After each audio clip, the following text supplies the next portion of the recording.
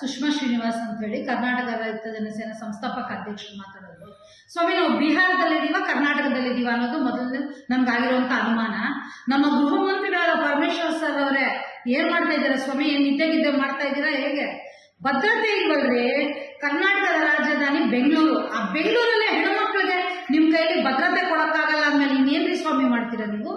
ವಾರದಿಂದ ನೋಡಿದ್ರೆ 6 ವರ್ಷದ ಮಗುವನ್ನ ಒಬ್ಬ ಬಿಹಾರದ ಮೂಲದ ವ್ಯಕ್ತಿ ಅತ್ಯಾಚಾರ ಮಾಡಿ ಸಾಯಿಸಿದ್ದಾನೆ. ಆ ನೋವೇ ಇನ್ನು ಮರೆಮಾಚಿದ್ದಾರೆ ನಮ್ಗೆಲ್ಲಾನು. ಆಗ್ಲೇ ನೋಡಿದ್ರೆ ಇನ್ನೊಂದು ಹೆಣ್ಮಗು ರಾತ್ರಿ 11:30 ತಮಿಳುನಾಡಿನ ಹೆಣ್ಮಗು ಬಂದು ಬೆಂಗಳೂರಲ್ಲಿ ಅತ್ಯಾಚಾರಕ್ಕೆ ಒಳಗೋಗಿದ್ದಾಳೆ ಸಾಮೂಹಿಕವಾಗಿ ಅಂತಂದ್ರೆ ನೀವೆಲ್ಲ ಏನ್ ಮಾಡ್ತಿದ್ರ? ಕಾನೂನಿಗೆ ಭದ್ರತೆ ಎಲ್ಲಿದೆ ಸ್ವಾಮಿ?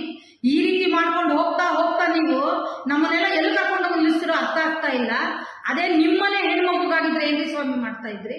ಇಂಥವ್ರನ್ನೆಲ್ಲ ಸುಮ್ಮನೆ ಅರೆಸ್ಟ್ ಮಾಡೋದು, 6 ತಿಂಗಳು, ವರ್ಷ, 15 ವರ್ಷ, 20 ವರ್ಷ ಇಟ್ಕೊಳ್ಳೋದು, ನಮ್ಮ ದುಡ್ಡಲ್ಲೇ ಅವ್ರಿಗೆ ಅನ್ನ ಹಾಕೋದು, ಆಮೇಲೆ ಹೊರಗಡೆ ಬಿಡೋದು.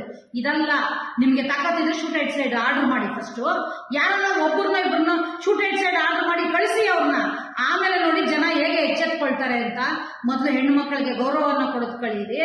ಹೆಣ್ಣಿಗೂ ಗೌರವ ಇಲ್ಲ, ಇಲ್ಲಿ ಮೂಕಜೀವಿಗಳಿಗೂ ಗೌರವ ಇಲ್ಲ, ಭದ್ರತೆ ಅನ್ನೋದೇ ಇಲ್ಲ. ಸಾಮಾಜಿಕವಾಗಿ ಬದುಕಲಿಕ್ಕೆ ಸಾಧ್ಯ ಇಲ್ಲದಂತ ಪರಿಸ್ಥಿತಿಯಲ್ಲಿ ನಮ್ಮನ್ನೆಲ್ಲ ತಂದಿಟ್ಟಿದ್ದೀರಾ. ಈ ಕೂಡಲೇ ನೀವೆಲ್ಲ ಎಚ್ಚೆತ್ಕೊಂಡು ಅವ್ರು ಯಾರಿದ್ದಾರೆ ಅತ್ಯಾಚಾರಿಗಳು ಅವ್ರಿಗೆಲ್ಲ ಉಗ್ರವಾದ ಒಂದು ಶಿಕ್ಷೆಯನ್ನು ಕೊಡ್ಬೇಕಾಗತ್ತೆ, ಮರಣ ದಂಡನೆಯನ್ನ ಕೊಡ್ಬೇಕಾಗತ್ತೆ. ಇಲ್ಲದೇ ಇದ್ದ ಪಕ್ಷದಲ್ಲಿ ಕರ್ನಾಟಕ ರೈತ ಜನಸೇನಾ ಸಂಘಟನೆ ಸುಮ್ಮನೆ ಇರಲ್ಲ. ಉಗ್ರವಾದ ಹೋರಾಟಗಳನ್ನ ಮಾಡ್ತೇವೆ. ತಲೆ ಎಲ್ಲಿಟ್ಕೋತಿರೋ ನೋಡೋಣ